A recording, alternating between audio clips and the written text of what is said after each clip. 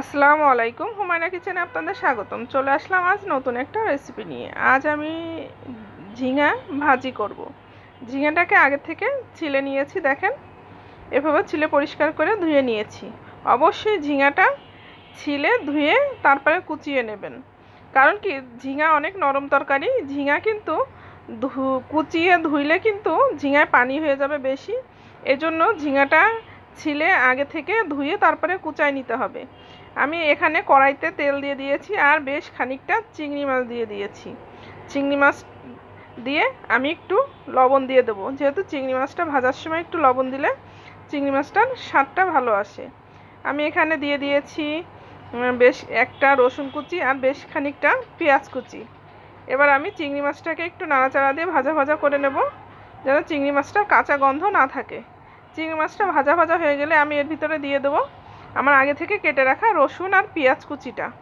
দিয়ে এটাকে আমি ভালো করে লাল লাল করে কিন্তু ভেজে নিতে হবে। এই পেঁয়াজ আর চিংড়ি মাছটা ভাজার সময় অবশ্যই চুলার জালটা একটু কমিয়ে রাখবেন, যাতে একবারে তাড়াতাড়ি ভাজা না হয়ে যায়। একবার তাড়াতাড়ি ভাজা হয়ে গেলে চিংড়ি মাছটা কিন্তু কাঁচা থেকে যাবে। চুলার জালটা আস্তে দিয়ে অবশ্যই আস্তে আস্তে করে ঝালটা পেঁয়াজটা চিংড়ি মাছ আর পেঁয়াজটা ভেজে নিতে হবে।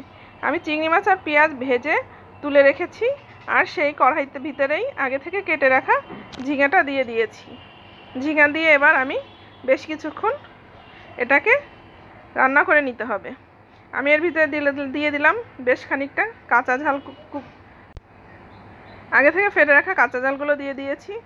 1 চামচ হলুদের গুঁড়া আর স্বাদ মতো লবণ। লবণ কিন্তু একটু কমই দিতে হবে, কারণ ঝিঙা তরকারি দেখতেছেন আমার কড়াইটা ভরে গেছে, কিন্তু এটা কিন্তু রান্না শেষে অল্প একটু হয়ে যাবে। এজন্য আগে থেকে লবণ কমিয়ে দেবেন, যাতে পরে লাগলে আরেকটু দেওয়া যাবে। আমি এই জন্য হলুদও কিন্তু কম দিয়েছি। দেখেন ঝিঙাটা আমার কমে কতটুকু হয়ে গেছে। এখনও কিন্তু এতে পানি রয়েছে। আমি এখানে কিন্তু কোনো পানি ব্যবহার করিনি, শুধু ঝিঙাটা থেকেই এতগুলো পানি বের হয়েছে। আমি এখন ঝিঙাটা রান্না করার সময় চুলার জালটা বাড়িয়ে দিয়ে রান্না করব। আমি কাঠের চুলায় রান্না করতেছি, এজন্য আমার চুলার জাল বাড়াতে কোনো অসুবিধা হয়নি। দেখেন কত তাড়াতাড়ি হয়ে গেছে ঝিঙা ভাজিটা, পানিটাও শুকিয়ে গেছে। আর কতগুলো ঝিঙা ছিল এখন কতটুকু হয়ে গেছে। ঝিঙা তরকারি কিন্তু নরম তরকারি, এগুলো কিন্তু খুব তাড়াতাড়ি কমে যায়। লবণটা একটু কম হয়ে গেছিলো, এই জন্য আমি আরেকটু লবণ দিয়ে দিয়েছি। আর আগে থেকে পেঁয়াজ আর চিংড়ি মাছ ভাজাটা এবার এর ভিতরে দিয়ে দেবো। ঝিঙাটা ভাজার সময় অবশ্যই মনে রাখবেন যে ঝিঙা তুলে নেওয়ার কিছু সময় আগে পেঁয়াজ আর চিংড়ি মাছ ভাজাটা দিয়ে দিবেন, তাহলে কিন্তু এই চিংড়ি মাছ আর পেঁয়াজের একটা সেন্ট থাকে, এটা কিন্তু অনেক ভালো লাগে। এই আমি ঝিঙাটা ভাজা হয়ে গেছে, আমি ঝিঙাটা তুলে নিয়েছি। দেখেন কত সুন্দর হয়েছে ঝিঙা ভাজা। ঝিঙাটা এভাবে কিন্তু ভাজি করে খেলে খুবই ভালো লাগে। আপনাদের কাছে কীরকম লাগে অবশ্যই কমেন্টে জানাবেন।